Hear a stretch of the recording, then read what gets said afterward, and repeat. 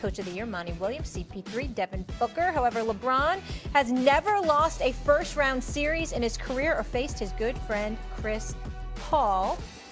On that note, we bring in NBA analyst Monica McNote gracing your screens. Monica, what's going on, girl? How we doing? Good morning, Molly. Just doing a little bit of laundry here as I get ready. You know, That's a beautiful uniform. Just, you know. Yeah, make sure you use dryer sheets. That's what I'm talking about, girl. That's what I'm talking about, girl. They might make it to the second round. New York, stand up. I was once like them, Molly. New York, stand up. Kellerman, just relax. Just relax. I'm 47 years old. I had been waiting to see them win a championship in my lifetime. We don't care what you want. 47. You don't count in New York no more. You shouldn't even be allowed residency in the state of New York. You're a traitor. You're a traitor. We don't want to hear nothing from you about the Knicks. You're a traitor. Just go. Just go. Okay? In the Knicks. You're right about New York. New York in the building. You all root for a team where the owner has Charles Sold Oakley. out Madison Square Garden. Guys, I got like 10 minutes to hang out with y'all. Hold on, let me get my points off. Come on, Monica. You set this off, Monica. Monica, don't turn around like you're all innocent. You set it off. She's doing laundry. She's working from home. It's a pandemic. She's multitasking. That's what great women do.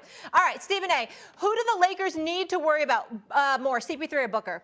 CP3, because of his floor generalship and leadership. Devin Booker's a scorer machine. He's a young star. Love him. But we understand that the difference with this year's team is CP3, the leadership and tutelage that he's helped Monty Williams and the staff provide to the rest of the young players out there. Him and Jay Crowder, I can't say enough about, the pickup of him and how much he's helped them as well. That experience is what we're going to be looking for. Because the reason I got the Lakers winning this series, albeit in 7 games, is because I expect LeBron and his experience to ultimately come shining through. But if there's anybody that can galvanize the troops and peel everything out of them, it's somebody like CP3. Wherever he goes, the team gets better. When he departs, they get worse. It's that simple. And that's the case with the Phoenix Suns right now. So I would say CP3. Yeah, though he's never been to a conference finals. Look, I agree CP3 has those intangibles you're talking about. Nothing you can do about that. What are you going to do about his leadership? What are you going to do about his decision-making? You can't even counteract that. The thing to worry about is Devin Booker. Because Devin Booker, as I see it, has a game that he reminds me of a little mini Kobe. Like, he can score from anywhere, almost no matter what you do. And when the lights shine brightest, it seems to me he plays better. In the bubble last year, he was killing the game. This man scored 70 points, 70, in an NBA game when he's 20 years old. And the whole thing about, is he an empty calorie stats dude on a bad team? No. In the bubble, they were 8-0, and he was scoring more than 30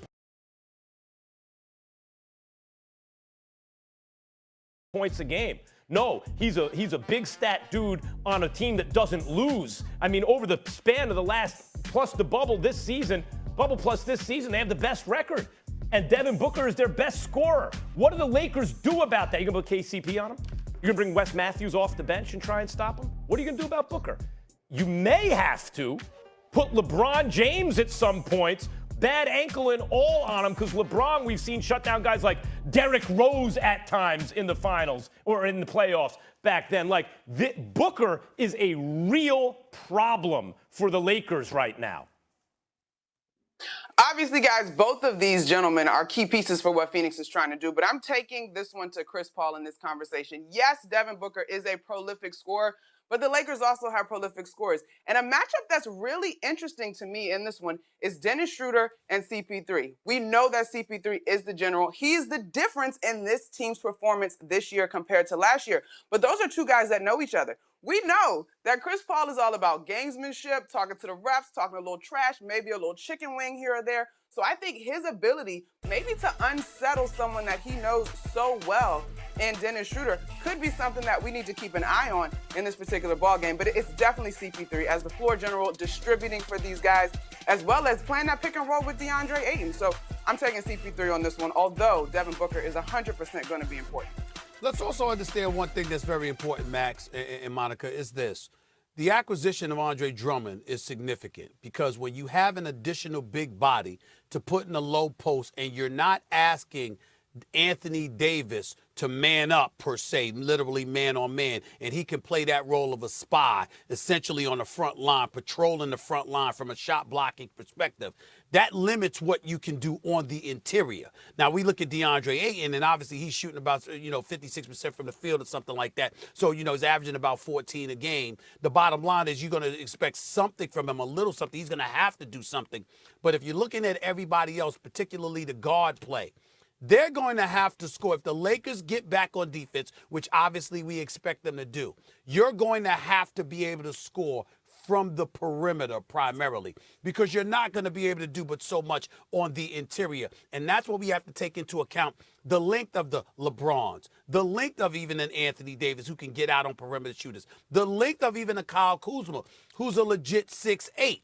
When you've got that kind of size, it turns you into a perimeter team primarily. And can Phoenix beat this Lakers team playing that way? That's a question mark. Yeah, there's no debate there, but I want to pick up on what you said, DeAndre Ayton, right? Like, I liked Phoenix a lot in the preseason because I said 8-0 in the bubble, you add Chris Paul. This is not like, hey, how are Westbrook and Beal going to play together? Maybe great, but I need to see that, or even Harden and Kyrie. This was on paper, damn. Chris Paul and Devin Booker, it sounds good to me, and it has been. But another reason you really like Chris Paul on this team preseason is the only question mark for me on that team heading into the year was, ironically, their number 1 overall pick center, right, who's already pretty good. But they're 3-and-D forwards. They don't need the ball to be effective. They can shoot. They can defend. Cam Johnson, Mikal Bridges, you know what that's going to be. Chris Paul and Devin Booker, you have a good idea what that's going to be. Chris Paul's effect on DeAndre Ayton, that's what you want to see, and it's been a good one. But I think DeAndre Ayton is still a little too green. If this was 2 years from now, then maybe I would agree with you guys about Chris Paul.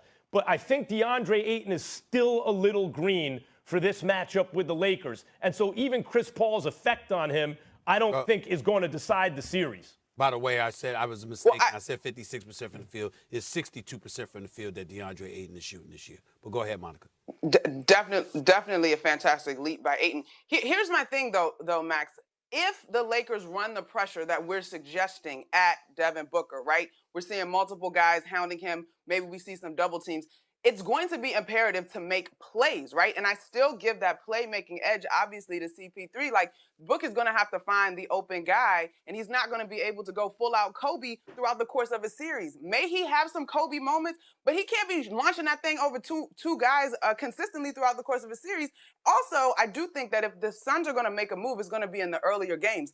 While the Lakers got the win over the Warriors, and I know you guys debated whether or not LeBron's shot was luck, there were also some moments in that game where you could see there was still some rust from this team lacking some continuity, some passes that were just a little bit ahead or a little bit behind and just a little bit off. So if the Suns are going to strike, they're going to have to strike early in this series.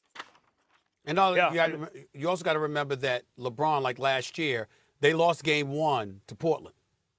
And then they came back and won 4 straight. They figure things. LeBron figures things out. So, those earlier games are more pivotal for the Suns than it is for the Lakers. Because with LeBron, he usually figures something out. But if he gets ahead of you, there's no turning back. That's really what this comes down to. So if they want to get any kind of advantage, they're going to have to take advantage early.